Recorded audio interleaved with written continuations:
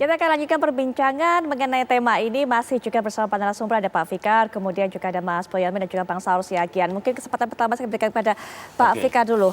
Ya, saya gini, tadi udah banyak dibicarakan ya. Saya melihatnya gini, ekstradisi itu bagian kecil dari satu sistem. Tadi siapa Asrul nyebutkan ada sistem itu ada ada substansi hukumnya, ada kultur hukumnya, ada ini. Nah, ekstradisi ini bagian dari substansi hukum. Gitu. Karena itu saya bilang harus menyeluruh gitu. Nah, karena dia cuma bagian, kalau dilihat begini loh, ekstradisi itu sebenarnya eksekusi sebenarnya. Arti yang praktisnya itu sebenarnya eksekusi gitu. Nah, cuma eksekusi di level apa gitu. Kalau eksekusi itu kan kalau sudah akhir dari peradilan kan, pelaksanaan putusan gitu ya. Tapi di level-level yang lain itu juga kalau menurut saya harus diberi landasan gitu. Nah, karena itu tadi saya lempar MLE itu. MLE itu lebih komprehensif sebenarnya. Lebih menyeluruh kalau kita perspektifnya ada penegakan hukum gitu. Tapi kalau ekstradisi itu pasti larinya ke penegakan hukum. Betul. Karena itu kalau menurut saya itulah harus komprehensif gitu. Dia Singapura masih bisa juga kalau menurut saya akan bilang oh ini jangan karena Anda nggak punya dasarnya gitu. Yang ini jangan gitu. Masih bisa bilang begitu kalau menurut saya. Baik. Nah, karena itu saya bilang harus dikasih landasan itu tadi. Baik. Dengan adanya alat seperti ini yang memang hanya sebagian kecil begitu, ini hanya sebagian kecil, kemudian dengan kondisi sistem penegakan hukum kita yang seperti ini, bagaimana Pak Fikar keyakinannya untuk bisa kemudian kasus-kasus yang selama ini buntu, ada koruptor-koruptor lari ke sana, bisa terselesaikan dengan adanya perjanjian ini? Ya, harapannya begitu. Betul. Tapi melihatnya realitasnya? Gitu. Harapannya supaya bisa seperti itu. Tapi itu tadi yang saya katakan, ekstradisi itu bagian akhir dari perjanjian secara menyeluruh penegakan hukum. Sebenarnya itu gitu. Ya. Artinya apa? Kalau Singapura bilang, "Oh, kamu belum ada putusannya. Nggak bisa dong kamu ambil ambil orang dari saya. Saya nggak akan bantu." Gitu. Umpamanya seperti itu gitu ya. Bisa kalau menurut saya masih ngelak gitu. Kalau cuma ekstradisi.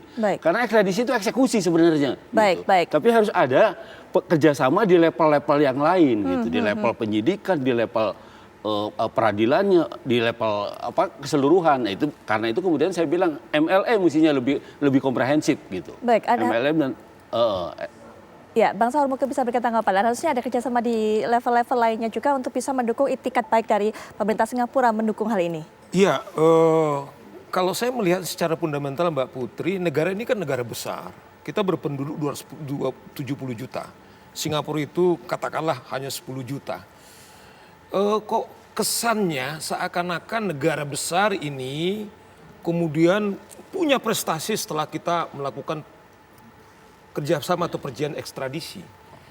Bayangan saya adalah kalau penegakan hukum kita yang tadi dibilang Bang Fikar, kultur budaya kita bagus, penegak hukum kita mumpuni.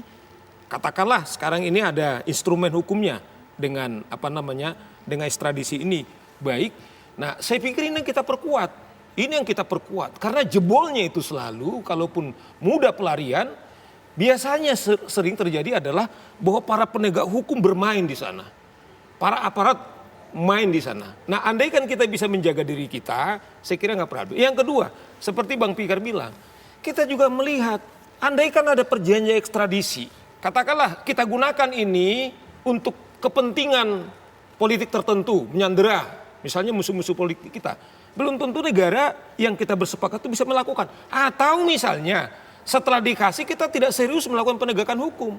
Itu juga menjadi catatan yang penting juga sehingga negara yang kita sudah sepakat untuk meratifikasi atau membuat perjanjian belum tentu segera menyerahkan. Karena apa? Mereka sangat menghormati misalnya hak asasi manusia. Soal pengadilan bersih misalnya harus bisa terjamin. Karena mereka merasakan kalau kami serahkan ini, bisa nggak ini due process law-nya itu bisa dengan baik. Nah, mereka juga tentu berkepentingan juga sebagai warga dunia untuk memastikan ketika seseorang itu kemudian dilakukan penegakan hukum, misalnya kalau dia tersangka, apakah hukum di Indonesia dilaksanakan dengan baik? dalam konteks penegakan. Ini juga menjadi catatan. Itu sebabnya kita bilang, kalau saya mengatakan ini 10%, bukan kita membangun pesimisme. Membangun pikiran kita sehingga kita holistik untuk membangunnya, bahwa salah satu memang instrumen penegakan hukum adalah ekstradisi, itu dalam bentuk peraturan. Dibangun kemudian dibantu oleh kultur penegak hukum kita yang baik, masyarakat juga berpartisipasi. Nah, baru kemudian harga negara atau harga negara penegakan hukum kita kemudian disegani. Itu menurut saya Mbak Putri. Baik, Mas Boyamin mungkin juga menutup dari diskusi ini. Seberapa yakin kemudian dari target-target tadi yang sudah disampaikan juga ada nama-nama yang harusnya memang dikejar dan juga bisa dibawa pulang dari perjanjian ekstradisi ini bisa terwujud, Mas Boyamin? Ya, setidaknya kita memang seperti Bang Saud tadi, apakah kita pemerintahan ini berkehendak penegakan hukum yang bersih sehingga dihormati orang. Karena pengalaman saya misalnya tahun 2006-2007 itu ke Australia, ada dua hal. Ada orang menyembunyikan harta di sana terkait BLBI dan juga Indra Raja di sana. Itu tidak dipulangkan sampai saya ingat persis waktu itu ada sekretaris satu di kedutaan Australia itu mengatakan memang mau diadili benar kalau ini dipulangkan atau harta ini dipulangkan mau disita beneran. Nah, terus kemudian saya ingin mewujudkan itu tahun 2008 mengajukan gugatan SP3 Samsul Nur Salim di Pengadilan Jakarta Selatan, menang saya lawan Jaksa Agung. Tapi kemudian ternyata banding dan kemudian di tingkat banding kemudian tidak diterima gara-gara bahwa LSM bukan pihak ketiga berkepentingan. Karena waktu itu saya belum ke Mahkamah Konstitusi untuk memperkuat pihak ketiga berkepentingan. Kan kelihatan bahwa tadinya Pak Hindarman Supandi kalau pra-peradilan kalah akan disidangkan. Ternyata setelah kalah juga tidak disidangkan.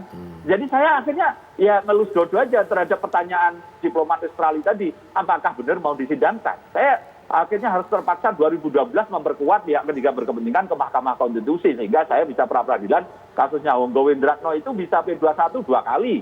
Baru kemudian disidangkan sekali 3 kali. Tapi setelah dinyatakan terpidana sampai sekarang juga belum diusahakan pulang. Nah, ekstradisi ini nanti sebagai ujian apakah kita betul-betul yang sudah terpidana dibawa pulang. Ini toladan inilah yang jadi kunci utama. Kedua juga berkaitan dengan fungsi pencegahan yang digembar-gemborkan KPK dulu gitu. Yang itu sebenarnya komprehensifnya seperti apa, holistiknya seperti apa. Karena apa kemudian belakangan malah OTT bupati. Jangan-jangan nanti OTT camat. Ini dirubah nama kegiatan tangkap tangan. Nah, nanti bisa lurah gitu. Jadi turun-turun. Sejak 57 itu kan menteri 2. Ketika masih ada, ketika ditendang TWK, sekarang tinggal level-level bupati. Ketika saya mengkritik hanya menurun, nampak ada yang bawa perasaan baper, malahan ada orang KPK gitu. Maksud saya ingin mendorong jangan hanya klasteri gitu loh, dengan proses-proses yang seperti inilah yang ingin kita buktikan. Dan ingat loh Mbak Putri, pemerintah lain itu termasuk Singapura sangat memperhatikan benar enggak ini hukum mau ditegakkan. Dan saya tahu persis diplomat di Singapura, Jerman, segala macam itu selalu memantau kasus-kasus hukum yang terkait dengan mereka, ekonomi mereka. Jadi jangan sampai nanti misalnya kita ditolak ekstradisi oleh Singapura karena pertanyaannya karena ini apakah benar mau disidangkan. Kasus yang Paulus Thanos itu buron udah lama. Tapi tidak pernah dipulangkan karena kasus perdata yang dipidanakan. Beda dengan yang KPK, EKTP gitu loh Mbak Putri. Ya, Mas Boyamin terima kasih sudah memberikan pandangannya, tinjauannya dalam perbincangan kali ini. Semoga juga bisa menjadi masukan bagi pemerintah. Sekali lagi terima kasih Mas Boyamin untuk waktunya. Pak Fikar terima kasih kehadirannya. Bang Saud juga terima kasih selalu juga menggaungkan semangat anti korupsi. Sekali lagi terima kasih untuk para narasumber dan pemirsa, perbincangan ini sekaligus juga menutup. Jumpa kita di Apa Kabar Indonesia malam kali ini. Kami akan kembali esok seperti biasa 18.30 waktu Indonesia Barat. Jangan sampai Anda lewatkan. Saya Putri Viola pamit. Selamat malam. Sampai jumpa.